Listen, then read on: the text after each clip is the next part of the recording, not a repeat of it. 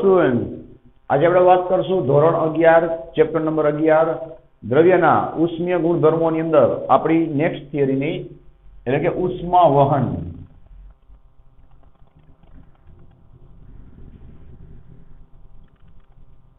એ પહેલા આપણે last video લેક્ચરની વાત કરી તો તમને યાદ હોય તો લાસ્ટ વિડીયોમાં આપણે લોકોએ ગુપ્ત ઉષ્મા, જેને ઇંગ્લિશમાં કહેવાય લેટન્ટ હીટ, જેનો સિમ્બોલ હતો કેપિટલ એલ, એ થિયરી પૂરી થઈ હતી. જેમાં આપણે આખી બરફની વાર્તા ભણ્યા હતા. કઈ રીતે વાર્તા ભાઈ?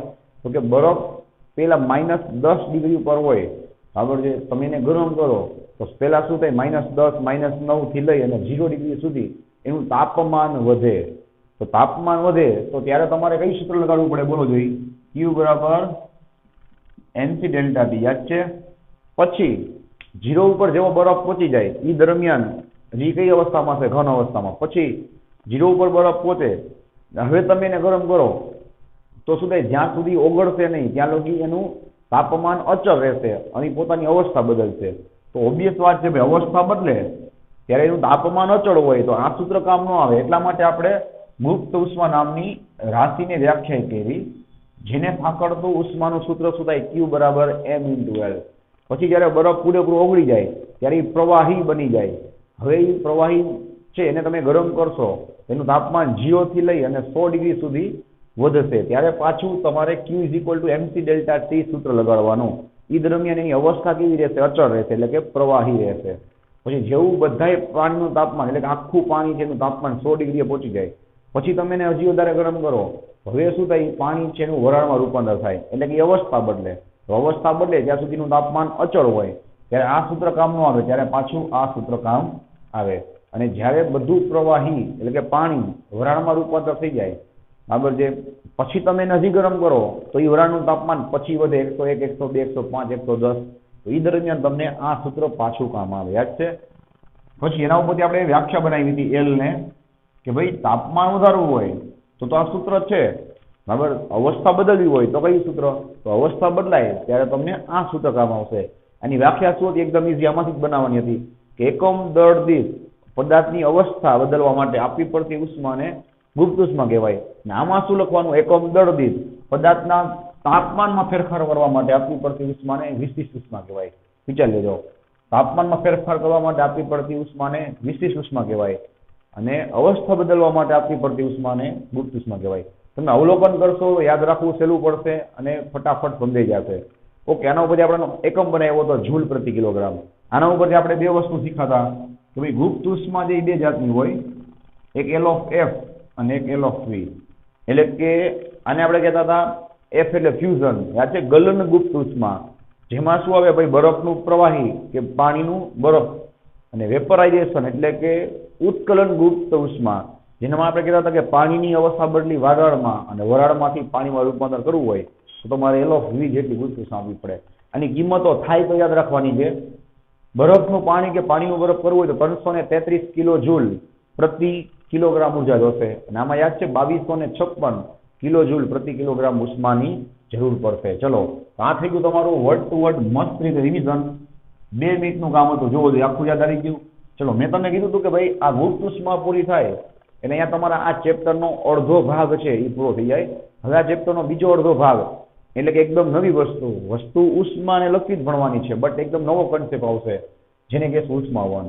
તો ઉષ્મા વહન છે ભાઈ, ઈ સાંભળજો, ઉષ્મા પ્રસરણની અંદર તમારે ભણવામાં આવે.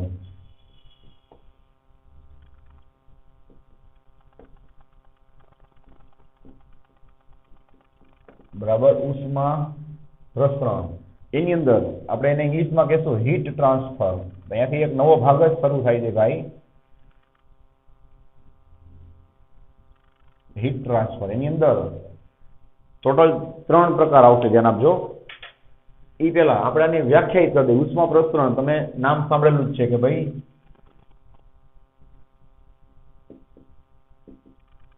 પદાર્થમાં તાપમાનના, બધાની વ્યાખ્યા આવડે છે, બરાબર ને? તાપમાનના ફેરફારના કારણે થતા ઉષ્માના પ્રસરણ અને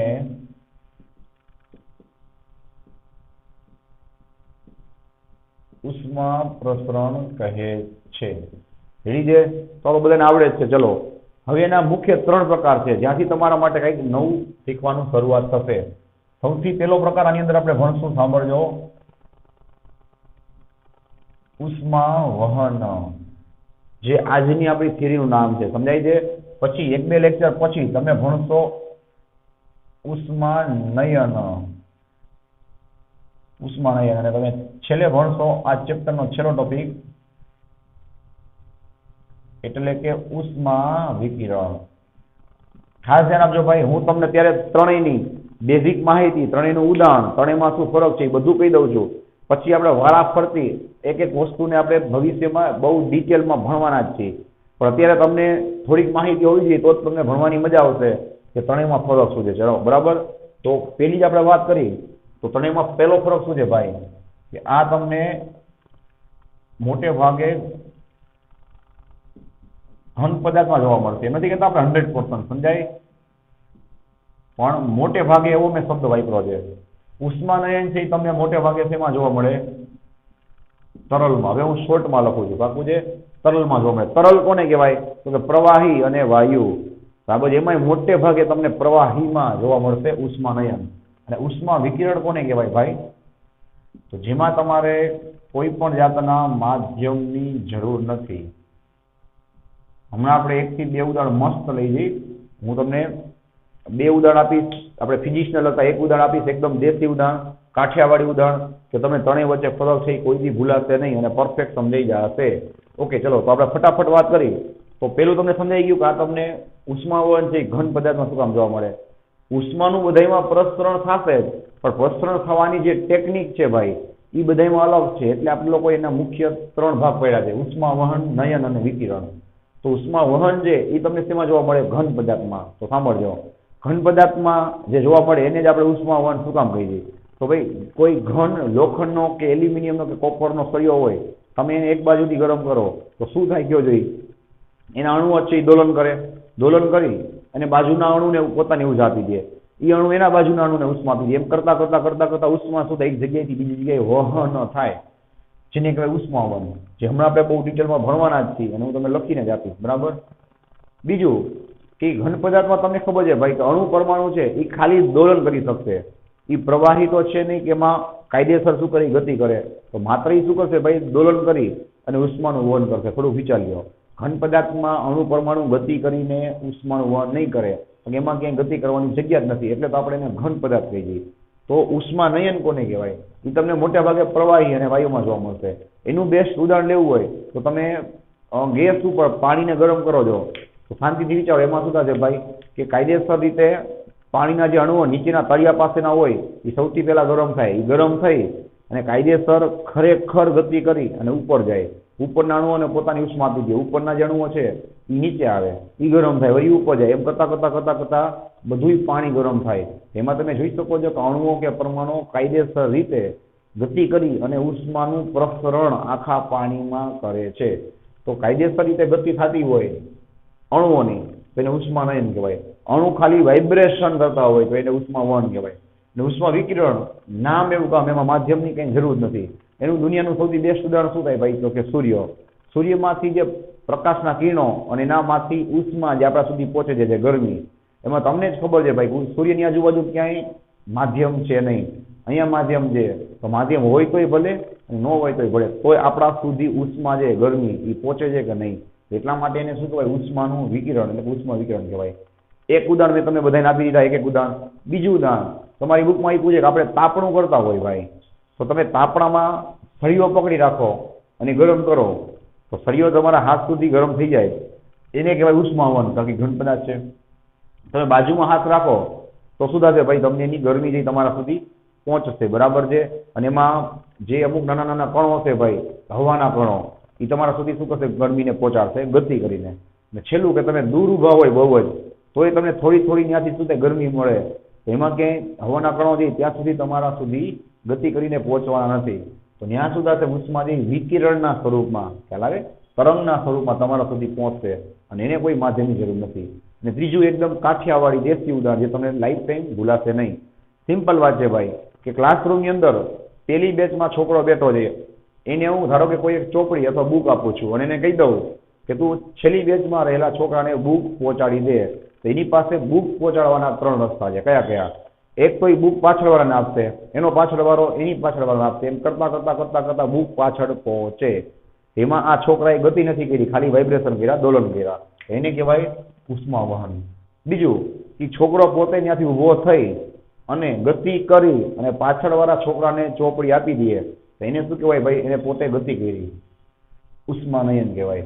અને એ છોકરો ત્યાં બેઠા બેઠા બુકનો શું કરે? ઘા કરે. તો શું થયું ભાઈ? એમાં ક્યાંય એને ઊભું થવાની કે દોલન કરવાની જરૂર પડી નહીં. એને શું કહેવાય? ઉષ્મા વિકિરણ કહેવાય. આ એક યાદ રાખવાની ટેકનિક છે. આ ત્રણેય વચ્ચે ફરક તમને ખ્યાલ આવી ગઈ છે. પછી આપણે બહુ ડિટેલમાં ભણવાના છીએ. ચલો હવે આપણે શું કરીએ ભાઈ? સૌથી પહેલો આપણો વિભાગ બરાબર છે, એટલે કે કોણ? તો કે ઉષ્મા વહન. એને આપણે શરૂઆત કરી. બરાબર? ઉષ્મા વહન. રેડી છે? તો ઉષ્મા વહનમાં મેં તમને જે ઉદાહરણ આપ્યું હતું, જે સમજાવ્યું, એ બધું હવે આપણે ડિટેલમાં પાછું લખવાના જ છે. ચલો સૌથી પહેલા આપણે શું ભણી લઈએ? એની વ્યાખ્યા. વ્યાખ્યામાં એક એક શબ્દ છે કામનો, જે ધ્યાન આપજો.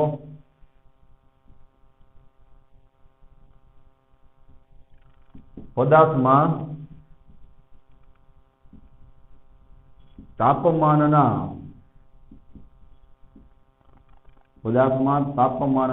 તફાવતના કારણે, પદાર્થમાં તાપમાનના તફાવતના કારણે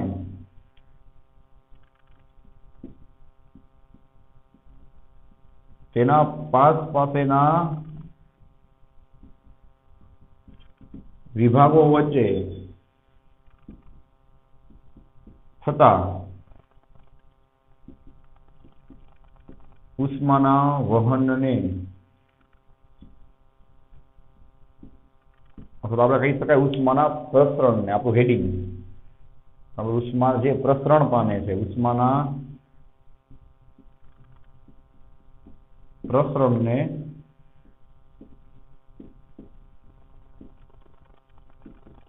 ઉષ્મા વહન કહે છે. રેડી? ચલો આમાંથી એક જ મુદ્દો બહુ જ મહત્વનો છે, ધ્યાન આપજો, આજે તમને બહુ કામ આવશે, કે તાપમાનના તફાવતના કારણે. આપણે તો પહેલા લેક્ચરથી, આ ચેપ્ટરના પહેલા લેક્ચરથી આપણે વાત કરી છે કે ભાઈ ઉષ્માનું વહન હોય કે પ્રસરણ હોય, તમે જે કહો આમાંથી બધુંય બરાબર એ તો જ થાય જો બે જગ્યાએ તાપમાન અલગ હોય. તો તાપમાન સરખું થઈ જાય તો ઉષ્માનું વહન થતું બંધ થઈ જાય. જેમ ધોરણ 10માં તમે ભણતા વોલ્ટેજ માટે યાદ છે કે તમે બે જગ્યાએ વોલ્ટેજનો તફાવત અલગ રાખો, જેમ અહીંયા તાપમાનનો તફાવત રાખો છો, તો વિદ્યુત પ્રવાહ છે એનું વહન થાય. બે જગ્યાએ વોલ્ટેજ સરખા હોય, શાંતિથી વિચાર્યો, તો વિદ્યુત પ્રવાહ છે એનું કોઈથી વહન ન થાય. એવી રીતના તાપમાનનો તફાવત જરૂરી છે. એક જગ્યાએ વધારે તાપમાન હોય, બીજી જગ્યાએ ઓછું તાપમાન હોય, તો શું થાય? ઉષ્માનું વહન થાય. તો આ થઈ ગઈ એની વ્યાખ્યા. ખ્યાલ આવે છે ભાઈ? તેના પાસેના ભાગો વચ્ચે જે ઉષ્માનું વહન થશે, પ્રસરણ થશે, એને ઉષ્મા વહન કહેવાય. હવે આપણે બહુ ડિટેલમાં વાત કરી, જે પોઈન્ટ તમારી બુકમાં નથી આપેલો કે ભાઈ ખરેખર અંદર સળિયાની અંદર શું થતું હોય, તેની બેઝિક માહિતી મેં તમને આપી હતી. હવે હું તમને લખીને બતાવું છું કે સળિયાની અંદર ખરેખર શું થતું હોય. તો ચલો ધ્યાન આપજો ભાઈ. સૌથી પહેલા આપણે વાત ચાલુ કરી આપણા સ્માર્ટ ટેકનિક છે, બરાબર, કે ઓરડાના તાપમાને સળિયાના, અથવા તો સમજી ગયા ને ભાઈ, ઘન પદાર્થના, જે તમારે સમજવું હોય, સળિયાના અણુઓ કે પરમાણુ, અથવા તમે લખી શકો છો એના ઘટક કણો, અણુઓ કે પરમાણુઓ કે તેના ઘટક કણો. ઘટક કણો લખીએ એટલે બધું આવી જાય, અણુ, પરમાણુ, આયનો, તમે જે વિચારો હોય, બરાબર. ઘટક કણો, ખાસ ધ્યાન આપજો ભાઈ, તેમના તાપમાન મુજબ,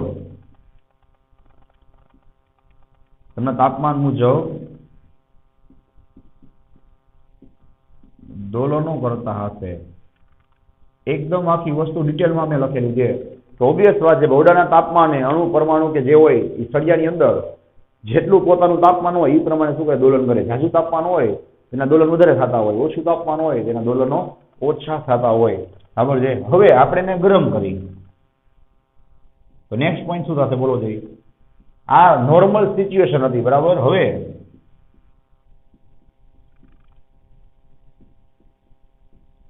હવે તેને ગરમ કરતા શું થશે? બોલો ભાઈ, તમને આવડતું જ હોય. તેના દોલનો અને તેની શું થશે ભાઈ? ગતિ ઉર્જામાં વધારો થશે. એટલે તમે એને ગરમ કરશો તો હમણાં આપણે વાત થઈ કે એના દોલનો જે થતા હતા એમાંય શું થશે? વધારો. અને એની દોલનો વધે એટલે ઓબ્વિયસ વાત છે, દોલનોમાં શું હોય? એક જાતની ગતિ જ હોય ને ભાઈ. તો ગતિ વધે તો એનો મતલબ એની ગતિ ઉર્જા વધી છે. હવે શું થશે ભાઈ? Next point. ચલો,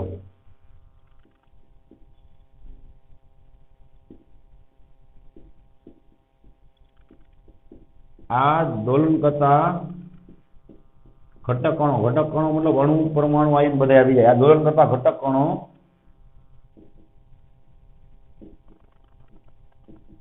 તેમને મળેલી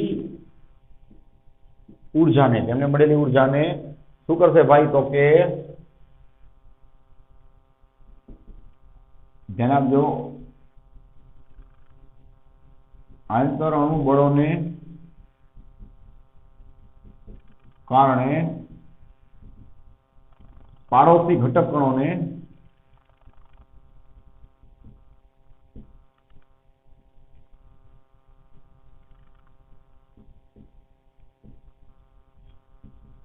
પહોંચાડશે. બરાબર ને ભાઈ? તમને ખબર છે ઘન પદાર્થમાં અણુ, પરમાણુ, આયનો જે તમે સમજો એ બધા ઘટક કણો વચ્ચે કેમિસ્ટ્રીમાં તમે ભણો છો આંતર અણુ આકર્ષણ બળો હોય છે. તો હવે એક અણુ છે એ દોલન પામે તેની સાથે બદ્ધથી જોડાયેલો બીજો અણુ શું થવાનો? દોલન થવાનો.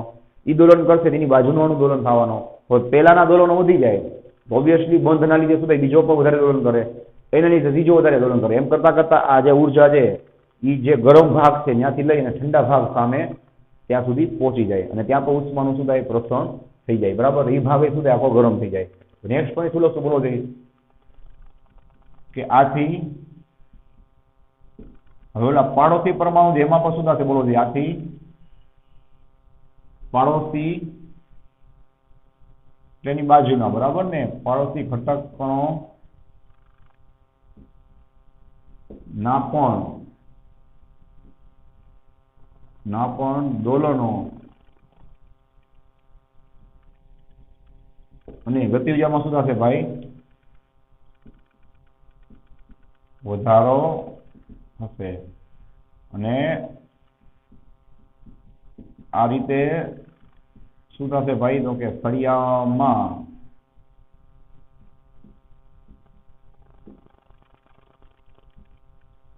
ઉષ્માનું વહન થશે. એવી છે. તો ચલો હવે શું થશે ભાઈ? અહીં આપણે ટીક કરી નાખીએ. આંતરઅણુ બનાવી લીધે શું થયું? એના પાડોશી ઘટકોને ઉર્જા મળી. ઉર્જાના લીધે એના પાડોશી ઘટકો હતા એના પર દોલન, સાથે સાથે એની ગતિ ઉર્જા વધી ગઈ. આ રીતે શું થયું ભાઈ? ઉષ્માનું વહન થયું, જેને આપણે કહીએ ઉષ્મા વહન. તો આ હતી આખી એની અંદરની પ્રોસેસ. હવે પાછા આપણે જ્યાં હતા ત્યાં આવી જાય. મતલબ કે હવે જે આપણી બુકમાં આપેલી છે ભાઈ એ આકૃતિને આપણે દોરી. ઘણી બધી વસ્તુ તમારી બુકમાં ખૂટે છે ભાઈ, જે તમે નહીં સમજશો તો તમને એમસીક્યુમાં તકલીફ પડશે. એટલે હું તમને બધી વસ્તુને શોર્ટ આઉટ કરી અને એક સાથે કરાવું છું. ધ્યાન આપજો, તમને ક્યાંય વાંધો નહીં આવે. બરાબર? ચલો આપણે એક બનાવી નાખીએ અલગ કરેલું તંત્ર. અલગ કરેલું તંત્ર શું કામ? મેં તમને પહેલા શીખવાડ્યું હતું કે આપણે જે પ્રયોગ કરી હતી એમાંથી જે ઉષ્મા આપણે એને આપી છીએ કે લઈ છીએ એ ઉષ્મા સળિયા સિવાય ક્યાંય વાતાવરણમાં વેડફાવી જોઈ નહીં. એને કહેવાય અલગ કરેલું તંત્ર. ખ્યાલ આવે? ચલો અલગ કરેલા તંત્રની અંદર જો આપણે એક આપણા સળિયાને મૂકી દેશું. એ રીતે આપણા સળિયાને આપણે મૂકી દઈએ. જો શું થશે?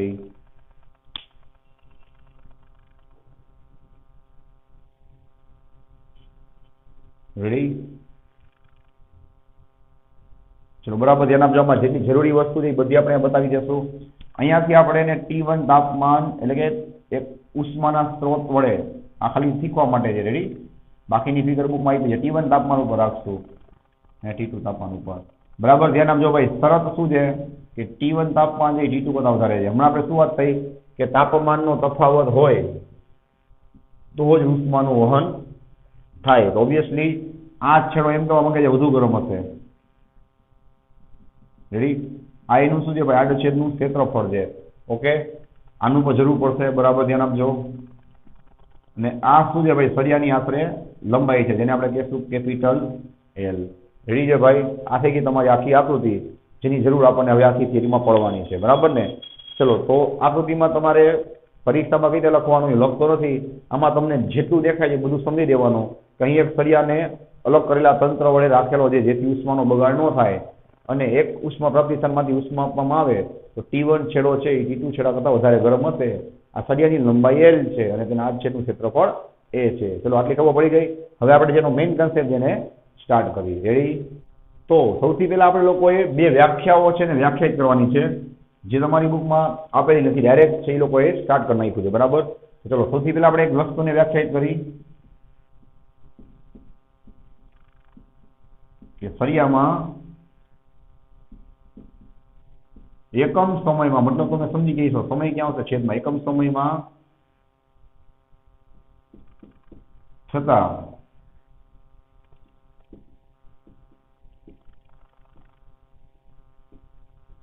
ઉષ્માના વહનને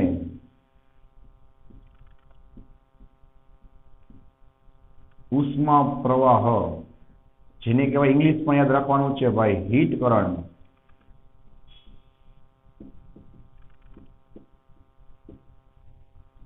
ઉષ્મા વહન અથવા ઉષ્મા પ્રવાહ કહે છે. ધ્યાન આપજો ભાઈ, હું તમને થોડુંક જૂનું યાદ કરાવું છું. યાદ કરો, 10મા ધોરણમાં આપણે આવી જ વ્યાખ્યા છે ને મારો ભાઈ, એ વિદ્યુત પ્રવાહ માટે લખતા.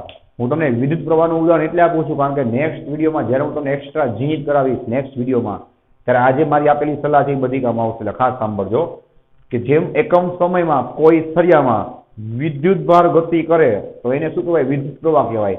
એવી રીતના એકમ સમયમાં કોઈ સળિયામાં ઉષ્મા છે એ ગતિ કરે, એટલે કે ઉષ્મા ગતિ કરે એવું તો બોલાય નહીં, એટલે ઉષ્મા જે શું કરે? વહન કરે. સમજાય ભાઈ? તો એને ઉષ્માનો પ્રવાહ કહેવાય. જેમ પાણીના પાઇપમાં પાણી ગતિ કરે તો એને પ્રવાહીનો પ્રવાહ કહેવાય ને ભાઈ. આપણે કહીએ નદીનો પ્રવાહ, દરિયાનો પ્રવાહ, બધી વસ્તુને, તો સેમ વસ્તુ છે કે આ ઉષ્માનો પ્રવાહ કહે છે. ઓકે છે? ચલો, તો એને શું લખાય? H બરાબર dq/dt. dq/dt એટલે સમજાય કે થોડા સમયમાં થોડી ઉષ્મા જે એક છેડેથી બીજા છેડા સુધી પહોંચશે.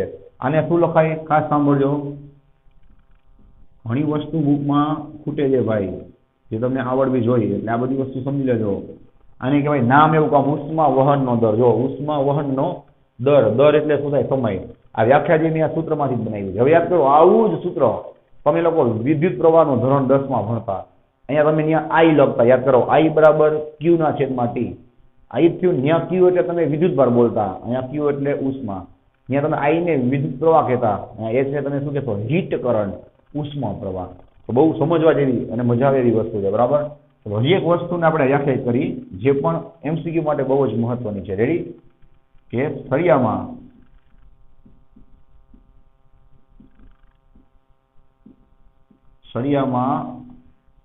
અંતર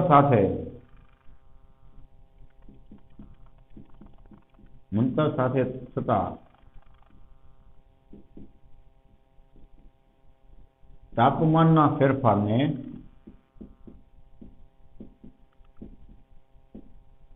તાપમાન પ્રચલન કહે છે. ચલો, આ વ્યાખ્યા તમારા માટે બહુ કામની વ્યાખ્યા છે. અંતર સાથે યાદ રાખજો ભાઈ, જે તાપમાનમાં ફેરફાર થાય, જે મેં લખ્યું છે એ જ આપણે નીચે સૂત્રના સ્વરૂપમાં બતાવશું. રેડી છે? શું છે ભાઈ? તાપમાન પ્રચલન બરાબર. ચલો, આપણે તમને આખું ડિટેલમાં કહું જ છું. શું થશે ભાઈ? તો કે dt/df. સિમ્પલ વાત છે ભાઈ, એકદમ નિરાતે વિચારો કે જે તાપમાન આ જગ્યાએ હોય એના કરતાં થોડુંક ઓછું તાપમાન બાજુમાં હશે, કારણ કે અહીંયાથી આપણે એને કન્ટિન્યુ ગરમ કરી છીએ, એટલે આ છેડો સૌથી વધારે ગરમ હોય, એટલો જ ભાગ એની બાજુનો કોઈ ગરમ ન હોય, એના કરતાં થોડોક ઓછો ગરમ હશે. એમ કરતા સૌથી ઠંડો ભાગ કયો હોય? હીટ. ઠંડો મતલબ કે 0 ડિગ્રીની વાત નથી ભાઈ. આ ધારો કે 200 ડિગ્રી ઉપર હોય તો આ 100 ઉપર હોય, 150 ઉપર હોય. સમજાય? તો જેમ આગળ વધો એમ અંતર સાથે તાપમાનમાં શું થતું જાય? ફેરફાર, અથવા એવું કહી શકાય ઘટાડો થતો જાય. સમજાય? એને કહેવાય તાપમાન પ્રચલન. યાદ રાખશો, આખા ફિઝિક્સમાં આ પ્રચલન શબ્દ છે ને તમે 3 થી 4 વાર ભણશો. હું તમને અત્યારથી યાદ કરાવી દઉં છું. સૌથી પહેલા તમે ભણો છો અહીંયા, અને જ્યારે પ્રચલન શબ્દ મારા રસ્તામાં આવશે હું તમને 11મું 12મું બે યાદ કરાવીશ. ધ્યાનમાં રાખજો, ફિઝિક્સમાં બધી માહિતી હોવી જોઈએ સાયન્સની અંદર. બરાબર? તો પેલું પ્રચલન થવું એટલે શું થવું ખબર છે? અંતર સાથે બદલવું. મગજમાં ફિટ કરી નાખજો, અંતર સાથે બદલવું. અહીંયા તાપમાન છે અંતર સાથે બદલે છે. ધોરણ 11 ચેપ્ટર નંબર 10 તરલનું મિકેનિક્સ, એમાં તમે ભણશો વેગ પ્રચલન. હવેનું ત્યાં શું થતું હોય છે બોલો જોઈએ? અંતર સાથે વેગ બદલતો હોય છે.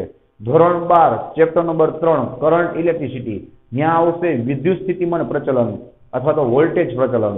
તો ત્યાં સુધા તો એ અંતર સાથે વોલ્ટેજ બદલતો હશે. મતલબ કે જે રાશિની બાજુમાં પ્રચલન શબ્દ લાગે એ રાશિ અંતર સાથે બદલતી હોય. હવે તમને ગમે એમ કરીને આવડવું જોઈએ. મેં તમને આખું શોર્ટ આઉટ કરી નાખ્યું. તો તાપમાન છે એ અંતર સાથે બદલે, જ્યાંમાં તમને ચોખ્ખું દેખાય છે અંતરમાં તમે આગળ વધશો એમ તાપમાન બદલતું જશે. એને કહેવાય તાપમાન પ્રચલન. ઓકે છે? ચલો, આનો એકમ શું થાય બોલો જોઈએ. આ પણ તમને એમસીક્યુમાં કામ આવશે. જો તમને સૂત્ર આવડતું હોય તો એકમ આવડે ને, એટલે મેં તમને આ નવી વસ્તુ કરાવી. ચલો, તાપમાનનો એકમ શું થાય? કેલ્વિન. અને છેદમાં શું થાય? અંતરનો એકમ મીટર અથવા સેલ્સિયસ પ્રતિ મીટર લખો તો ચાલે. તો આ વાત થઈ ગઈ તાપમાન પ્રચલનની. રેડી છે ભાઈ? હવે આપણે શું કરીએ? અહીંયાથી આને જવા દઈએ અને આપણી થિયરીને કન્ટિન્યુ કરીએ. ચલો ભાઈ, હવે જે આપણે નેક્સ્ટ પોઈન્ટ ભણવાના છે એ પણ તમને એમસીક્યુમાં એમાં કામ આવશે દાખલામાં. અહીંયાથી આપણે કન્ટિન્યુ કરશું. એટલે મેં તમને પેલા 2 એક્સ્ટ્રા વ્યાખ્યા કરી દીધી, જેથી આપણું આગળ જતા કામ અટકે નહીં. બરાબર? તો નેક્સ્ટ આપણે શું ભણશું ભાઈ? જોવો જોઈએ. કન્ટિન્યુ છે કે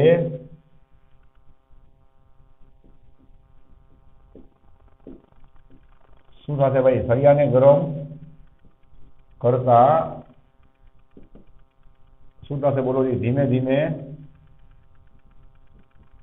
ઉષ્માનું વહન ક્યાંથી ક્યાં બોલો ભાઈ? ગરમ છેડાથી.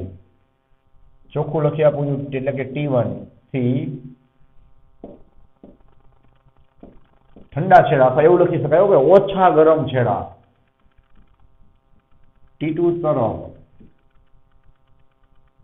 થશે. શું ભાઈ? તો ઉપર લખ્યું છે ઉષ્માનું વહન. હવે ખાસ ધ્યાન આપજો ભાઈ, મેઇન પોઈન્ટ આવે છે. અમુક સમય બાદ, અમુક સમય એટલે અમુક ઘણા બધા ટાઈમ પછીની વાત છે. 1 કલાક, અડધી કલાક પછી, જ્યાં લગી સળિયો આખો વ્યવસ્થિત ગરમ થઈ જાય ત્યાંની વાત છે. અમુક સમય બાદ સળિયામાં ધ્યાન આપજો બરાબર, dt/dx. dt/dx એટલે અંતર સાથે તાપમાનમાં થતો ફેરફાર, અને dq/dt એટલે કે અંતર સમય સાથે થતું ઉષ્માનું વહન. લખ્યું છે ઉષ્મા વહનનો દર. એટલે dq/dt અને dt/dx એ અચળ બની જશે. ભાઈ શબ્દ પકડજો. શું લખ્યું છે મેં? અચળ બની જશે. સરખા થઈ જશે એમ નથી લખ્યું ભાઈ. સરખા થોડી જ થાય. આ છેડો 200 ડિગ્રી પર હોય, તેની બાજુનો છેડો કોઈ 200 ઉપર ન જ હોય. ખ્યાલ આવે છે ભાઈ? તો સરખાની વાત નથી. બરાબર? દરેક બિંદુ પાસે શું થશે? સળિયામાં dt/dx અને dq/dt અચળ થઈ જશે. અચળનો મતલબ કે હવે એનું આ ભાગનું તાપમાન ધારો કે, ચલો તમે લખી આપું છું બસ ફોર એક્ઝામ્પલ, આ જગ્યાએ તાપમાન છે જુઓ ETB હોય, ETB જ રહેવાનું. ત્યાં TC હોય, TC રહેવાનું. TD હોય, TD જ રહેશે. ખ્યાલ આવે? દરેક છેડાના તાપમાન છે બરાબર છે, એ પોતાના તાપમાન કેવા થઈ જશે? અચળ બની જશે. હવે તમે જ કહો છો કે તાપમાન અચળ બની જાય તો એનો તમે તફાવત લ્યો અંતર સાથે, કેવો બની જાય? અચળ. જેને કહેવાય તાપમાન પ્રચલન. આ પૂછું એક્ઝામ્પલ. ચલો, આ 200 હોય, સાંભળો. આ 150 હોય. હવે 200 માંથી 150 કાઢો એટલે કે થાય 50 વધે. હવે એ 50 સેમ જ રહેશે. કેમ? તો કે આ સળિયો, આ ખૂણો એનું તાપમાન જાળવી રાખશે. ક્યારની વાત છે? અડધી કલાક, કલાક અથવા તો અમુક સમય બાદ આ છેડો એનું તાપમાન જાળવી રાખશે. આ 150 જેની બાજુમાં ધારો કે 100 છે, તો હવે આ 150, આ ભાગથી 150 એટલે 150 ઉપર જ રહેશે. આ ભાગ 100 એટલે 100 ઉપર જ રહેશે. તો પાછા તમે 150 માંથી 100 બાદ કરશો, શું મળશે તમને? 50 ના 50. તો હવે તમને અંતર સાથે ફેરફાર કેવો મળશે? સરખો મળશે. ક્યારે? અમુક ટાઈમ પછી. અને આ આદર્શ પરિસ્થિતિ છે. શું કામ? અહીંયા આપણે એવું ધાર્યું છે કે બાકીની ઉષ્મા જે ક્યાંય વેરફાતી નથી. ખરેખર ઉષ્મા થોડીક વેરફાતી હોય એટલે આ વસ્તુ એકદમ પરફેક્ટ જોવા મળે નહીં. બરાબર? તો હવે શું થશે એની વાત કરીએ. ચલો, કે ભાઈ મતલબ કે સળિયાનો એક છેડો, ખાસ ધ્યાન આપજો ભાઈ, જેટલા સમયમાં સળિયાનો એક છેડો જેટલા સમયમાં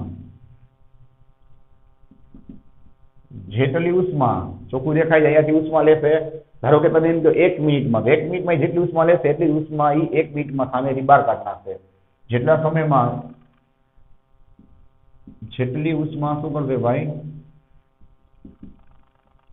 મેળવશે તેટલી જ ઉષ્મા તેટલા જ સમયમાં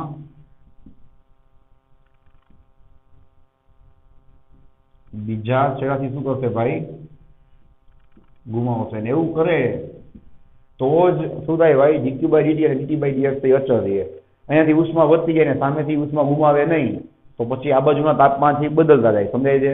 એવું નહીં થાય તો એનું આ કારણ છે. ચલો, ને આ જે પોઈન્ટ છે હવે મહત્વનો છે, બરાબર છે. આ અવસ્થાને કઈ અવસ્થાને ભાઈ? તો આજે મેં પોઈન્ટ લખ્યા છે એની વાત છે.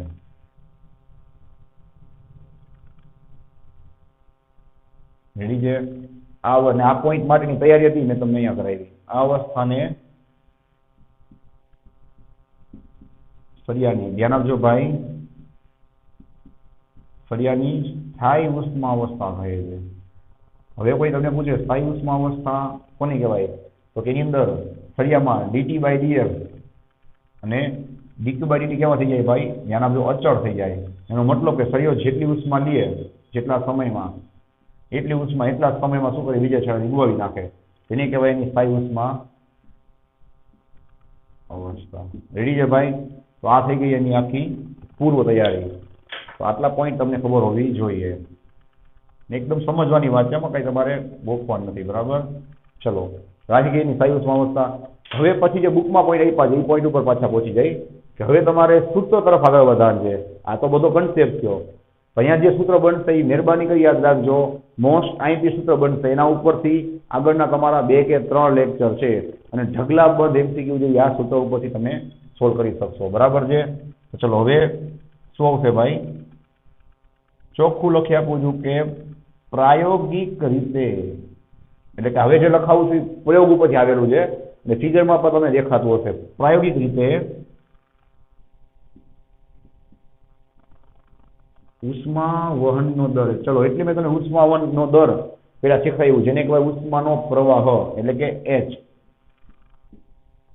અથવા તમે એને કહી શકો છો, બરાબર? બે લખી આપું છું બસ, dq બાય dt એ. પ્રયોગ ઉપરથી એને જાણવા માંડ્યું કે ઉષ્મા વહનનો જે દર, સમય સાથે જે ઉષ્મા વહન થાય છે એ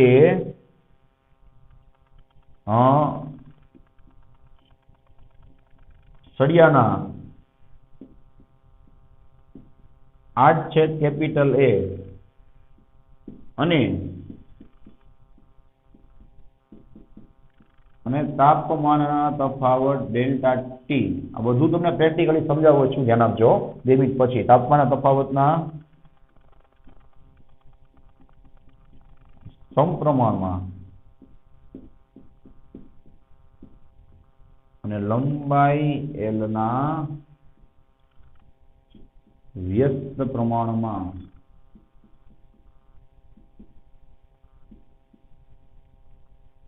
હોય છે. આ કામની વસ્તુ, બરાબર છે? મેઇન તો તમને પ્રેક્ટિકલી બતાવજો કે આમાં ઉષ્મા કેટલું સમય સાથે વહન થશે એ 3 વસ્તુ આધાર રાખે. કઈ કઈ? એક તો એનું આડછેદ કેટલું છે. તો સિમ્પલ વાત છે ભાઈ કે આ સળિયાનું મોઢું, જેને કહેવાય આડછેદ, એ વધારે હશે તો વધારે ઉષ્મા એમાં દાખલ થશે, વધારે ઉષ્મા સામેથી બહાર નીકળશે. સળિયાનું આડછેદ નાનું હશે તો ઓછી ઉષ્મા દાખલ થશે, ઓછી ઉષ્મા સામેથી બહાર નીકળશે. તો એની કેપેસિટી મુજબ, એના આડછેદ મુજબ એમાં ઉષ્માનું વહન થશે. તો આડછેદ ઉપર આધાર રાખશે. પછી આ તો સૌ સિમ્પલ વાત છે, તમને ઘણા ટાઈમથી ખબર છે કે તાપમાનના તફાવત ઉપર આધાર રાખે કે તમે વધારે તાપમાનનો તફાવત આપો તો વધારે ઉષ્માનું વહન થાય, ઓછું તાપમાનનો તફાવત આપો તો ઓછું વહનનું દર તમને જોવા મળે. જેમ કે અહીંયા 200 હોય અને અહીંયા 50 હોય, એવી રીતના અહીંયા 500 હોય અને અહીંયા 50 હોય, તો બેયમાં ઉષ્માના જે વહનનો દર છે એ ઓબ્વિયસલી અલગ જ હોય ને ભાઈ. સેમ ચીજ કે અહીંયા 200 વોલ્ટેજ હોય, સામે 0 હોય, અને અહીંયા 500 વોલ્ટેજ હોય અને સામે 0 હોય, તો બેયમાં તમને ખબર જ છે કે કરંટ તમને તેમાં ઝાઝો મળશે. ઓકે? અને ત્રીજું ધ્યાન આપજો ભાઈ, આ બેયના સમપ્રમાણમાં અને લંબાઈના વ્યસ્ત પ્રમાણમાં. એકદમ કોમન સેન્સની વાત છે ભાઈ કે સળિયાની લંબાઈ ઝાઝી હશે તેમાં તમને વહનનો દર ઓછો જોવા મળશે ને, કારણ કે વાર લાગશે સળિયાને સામે સુધી ગરમ થવામાં. અને સળિયાની લંબાઈ ઓછી છે, ઉષ્મા વહનનો દર વધારે થશે, એટલે કે બહુ જલ્દીથી સળિયો છે સામેની બાજુ ગરમ થઈ જશે. હવે એને ધીમે ધીમે, મેં તમને આખી પ્રોસેસ સમજાવી ને ભાઈ, એ રીતે ગરમ થવાનું છે. તો લાંબા સળિયાને વાર લાગશે, ટૂંકા સળિયાને ઓછી વાર લાગશે. એના એ શું કહેવાય? વ્યસ્ત પ્રમાણમાં કહેવાય. લંબાઈ વધારે તો દર ઓછો, લંબાઈ ઓછી તો દર વધારે. તો ચલો આ વસ્તુને આપણે શું કરી? સૂત્રના સ્વરૂપમાં દર્શાવી દઈ કે dq બાય dt છે કઈ કઈ વસ્તુ પર આધાર રાખે છે જોવું જોઈએ. ઓકે, dq બાય dt છે એ પ્રયોગ ઉપરથી આવેલું છે કે એના સમપ્રમાણમાં સમજાય. પછી તાપમાનનો તફાવત કોની કહેવાય બોલો? T1 - T2 ના સમપ્રમાણમાં. ચોખ્ખું દેખાય છે T1 - T2. મોટામાંથી નાનું બાદ કરવાનું છે. અને અને લંબાઈના શું છે? વ્યસ્ત પ્રમાણમાં. સમજાય ભાઈ? એટલે લંબાઈ આપણે ક્યાં લખશું બોલો? છેદમાં લખશું. ચલો હવે દર વખતેની જેમ હું તમને કહું જ છું કે તમે લોકો સમપ્રમાણ કાઢો એટલે અચળાંક મૂકવો પડે કે નહીં. અહીં આપણે અચળાંક એક નવો મૂકશું. ચલો શું આવશે બોલો? dq/dt, જેને આપણે શું કહેશું ભાઈ? ઉષ્મા પ્રવાહ. આ એક એક શબ્દ તમને હવેથી આવડવો જોઈએ. આ સૂત્ર એટલું મોસ્ટ ટાઈમ છે. ઇઝ ઇક્વલ ટુ અહીં આપણે અચળાંક મૂકશું k into a into T1 - T2 ના છેદમાં l. બરાબર છે? પછી તમે આને લખી શકો છો, સાંભળજો, k into a into dt/dx. સમજાય? તો અહીંયા dt/dx થઈ શું છે? મેં તમે એટલે એડવાન્સમાં કરાવ્યું કે તાપમાન પ્રચલન કહેવાય. તો મારો ભાઈ dt/dx લખો કે T1 - T2/l લખો, બે જ થાય. કેમ? તો કે આ dt ને શું બોલાય? ટેમ્પરેચર ડિફરન્સ, તાપમાનનો તફાવત, જે કેટલો છે? T1 - T2. dx એટલે શું થાય? અંતરનો ફેરફાર. અહીંયા પહેલા છેડાથી બીજા છેડા સુધી, છેલ્લા છેડા સુધી અંતરનો ફેરફાર કેટલો હોય? તો કે l. વાત પૂરી. બે જ વસ્તુ થાય. રેડી છે? તો આ સૂત્ર છે એ તમારે ખાસ યાદ રાખવાનું છે ભાઈ. સમપ્રમાણ કાઢ્યું એટલે આપણે એક અચળાંક મૂક્યો કે. તો હવે આપણે એની વાત કરી. ચલો હવે આ ફિગરની કઈ જરૂર નથી. બરાબર ને? ઓકે ચલો ભાઈ. તો હવે આપણે કે ને વાત કરી કે ભાઈ આ કે છે કોણ? બરાબર ધ્યાન આપજો. કે ની પર તમને સંપૂર્ણ માહિતી આપી દઈશ. દર વખતે આપણે અચળાંક આવે છે, અચળાંક વિશે આપણે માહિતી લઈએ જ છીએ કે અચળાંક શું કહેવા માંગે છે. તો ભાઈ જ્યાં કે બરાબર શું થાય? પદાર્થની ઉષ્મા વાહકતા. નામ એવું કામ છે ભાઈ કે પદાર્થમાં કેટલી ઉષ્માનું વહન થશે એ ઉષ્મા વાહકતા નામના અચળાંક ઉપરથી ખબર પડે. ફોર એક્ઝામ્પલ, બે સળિયા છે ભાઈ, આની ઉષ્મા વાહકતા વધારે છે, તેનો મતલબ આમાં ઉષ્મા વહનનો દર વધારે જોવા મળશે. આની ઉષ્મા વાહકતા ઓછી છે તો આમાં તમને ઉષ્માનું વહન ઓછું જોવા મળશે. ભલે બે સળિયા 100% સરખા હોય, સાંભળો, ખાલી બેયની ઉષ્મા વાહકતા અલગ, આની લંબાઈ સરખી, આડછેદ સરખું, બધી વસ્તુ સરખી. બેયને તમે તાપમાનનો તફાવત સેમ આપો, બેયને તમે 100 ડિગ્રી સુધી ગરમ કરો, તો તોય બેયને ગરમ થતા 100 ડિગ્રી સુધી અલગ અલગ ટાઈમ લાગશે, કારણ કે બેયની ઉષ્મા વાહકતા અલગ છે. ઉષ્મા વાહકતા શું બતાવે છે? પદાર્થનો ગુણધર્મ, કે આ પદાર્થ છે એને આપણે ગરમ કરી દીધી, કેટલી ઝડપથી ઉષ્માનું વહન કરે છે. જેની ઉષ્મા વાહકતા વધારે, એમાં ઉષ્માનું વહન પણ કેવું થાય? વધારે થાય. તો આ થઈ ગયો તમારો MCQ. જોવો જોઈએ કે ઉષ્મા વાહકતા વધારે. સમજાય? તો એજ સમજાય ને ભાઈ? એજ એટલે શું થાય? ઉષ્મા પ્રવાહ તમને વધારે મળે, એટલે કે ઉષ્માનો દર વધારે મળે. અને ઉષ્મા વાહકતા ઓછી, ખ્યાલ આવે? એ પદાર્થની અંદર ઉષ્મા વહનનું દર પણ કેવું થશે? સાવ ઓછું થશે. ચલો નેક્સ્ટ વાત આપણે કરીએ એના એકમની. તો બરાબર ધ્યાન આપજો. આનો એકમ છે એ તમને MCQમાં કામ આવશે. બહુ જ IMP એકમ છે, હું લખીને બતાવું છું. ચલો અહીંયાથી આપણે કે ને કરતા બનાવી, મેં હાઇલાઇટ કરેલું જ છે. તો કઈ રીતે થશે ધ્યાન આપજો. dq/dt એટલે શું થાય? જૂલ પ્રતિ સેકન્ડ ભાઈ. શાંતિથી વિચારજો. dq/dt એટલે જૂલ પ્રતિ સેકન્ડ થાય. કે ને મેં કરતા બનાવ્યા છે. આ આખું સ્ટેપ છેદમાં આવે. એરિયા એટલે મીટરનો સ્ક્વેર થાય. ચેપ્ટર 2 માં મેં તમને ઘણી વખત કીધેલું છે કે T1 - T2 એ બે વચ્ચે એક જ વખત એનો એકમ આવે. કોણ? તો કે કેલ્વિન ના છેદમાં અંતર એટલે શું થાય? પાછું મીટર થાય. આખું લખીને આપું છું, ઉતાવળ ન કરતા ભાઈ. જૂલ પ્રતિ સેકન્ડ ના છેદમાં, ચલો મીટર મીટર ઉડી ગયા, એક વાર વધ્યા, શું છે? Kelvin into metre.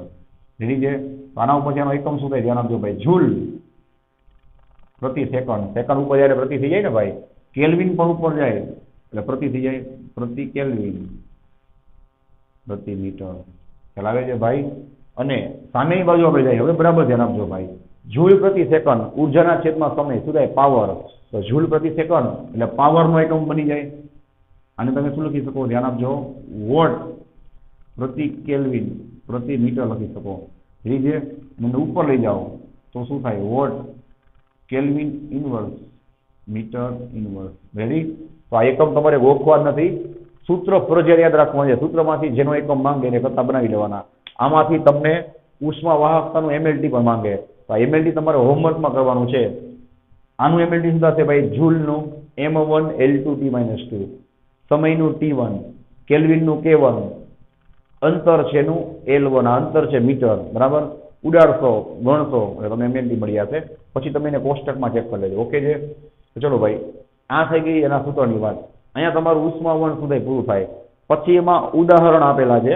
તો એ ઉદાહરણને હું ડિસ્કસ કરું છું. ફરજિયાતપણે તમારે ટેક્સ્ટ બુકની અંદર ટીક કરી લેવાના છે. હું ખાલી અહીંયા નામ લખીશ, બીજું કંઈ જ નહીં લખું, બરાબર છે? તો પહેલું ઉદાહરણ આપ્યું છે ભાઈ,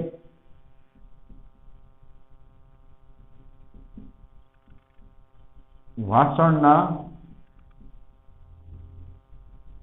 તાંબાના તળિયા વિશે. આ પરીક્ષામાં આમ નથી લખવાનું, પરીક્ષામાં તમારે આખું વ્યવસ્થિત લખવાનું છે. ચલો, વાસણના જે તાંબાના તળિયા શું કામ હોય? સિમ્પલ હોય છે. વાસણના તળિયા જોજો, હવે લેટેસ્ટ બધી વસ્તુમાં તાંબાના તળિયા આવે છે. શું કામ? તો કે તાંબુ છે એ ઉષ્માનું બહુ જ વાહક છે, જે બધાને ખબર હોય. કોપર છે ઉષ્માનું, વિદ્યુતનું, બધી વસ્તુનું ખૂબ જ વાહક છે.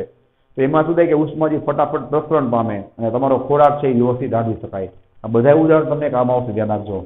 બીજું ઉદાહરણ છે ભાઈ કે ઘરની છત. અત્યારે હું ટૂંકમાં લખું છું, તમે ટીક કરી લેજો કે ઘરની છત છે ભાઈ કોન્ક્રીટની બનેલી હોય ને, તો કોન્ક્રીટ છે એ શું થાય, ઉનાળામાં વધારે ગરમ થાય. ખ્યાલ આવે છે? તો તમારે શું કરાય કે કોન્ક્રીટ કરતાં ઓછી ઉષ્મા વાગતા હોય એવી વસ્તુને એને ચોંટાડી દેવાય. ફોર એક્ઝામ્પલ, તમે જોયું જ છે કે આપણે ચૂનો ત્યાં મરાવી છીએ, પછી થર્મોકોલના પેપર, થર્મોકોલના સીટ હોય, એ સીટ આપણે ચોંટાડીએ. એથી થાય શું કે થર્મોકોલ છે એ ઉષ્માનું બહુ ઓછું વહન કરવા દે. સમજાય? તો તમારી છત છે એમાંથી ગરમી છે એ તમારા રૂમમાં પહોંચે નહીં. તો એને કોઈ ઉષ્માના વહનને કેમ અટકાવવું, રોકવું. અને ત્રીજું ઉદાહરણ છે ભાઈ ન્યુક્લિયર રિએક્ટર. આના વિશે પણ તમને માહિતી હશે જ કે ભાઈ ન્યુક્લિયર રિએક્ટરમાં તમને ખબર જ છે કે ન્યુક્લિયર વિખંડન અને ન્યુક્લિયર સંલયનની પ્રક્રિયા ચાલતી હોય. વિખંડન મતલબ કે જે ન્યુક્લિયસ છે એના બે ભાગ કરવા, અને સંલયન મતલબ કે બે ન્યુક્લિયસને જોડવા. એ પ્રક્રિયામાં બહુ જ તમે વિચારી પણ ન શકો એટલી ઉષ્મા એમાં અનંત કહી શકાય, એટલી ઉષ્મા ઉત્પન્ન થતી હોય. તો એ ઉષ્માને પણ કંટ્રોલ કરવા માટે તમારે શું કરવું પડે ભાઈ? એવા અમુક પદાર્થો રાખવા પડે કે જેથી ઉષ્મા જે શોષાઈ જાય. સમજાય? એવા તો ઘણા બધા ઉદાહરણ છે ભાઈ કે જેમાં ઉષ્માનું વહન છે ઘટાડવા માટે આપણે અલગ અલગ પ્રક્રિયાઓ કરી છે, ઘટાડવા કે વધારવા માટે. રેડી છે? આ થઈ ગયા ઉદાહરણ. ચલો, નેક્સ્ટ વિડીયોમાં આને રિવિઝન કરી અને યાદ રાખજો, આ સૂત્ર ઉપરથી હું તમને સ્પેશિયલ જીની છે હજી 2 લેક્ચર એક્સ્ટ્રા કરાવીશ છે, બુકમાં નહીં હોય. તો આ સૂત્રને તમે નજરની સામે રાખજો, બરાબર? So thanks for watching this video. Take care of yourself and see you soon in the next lecture.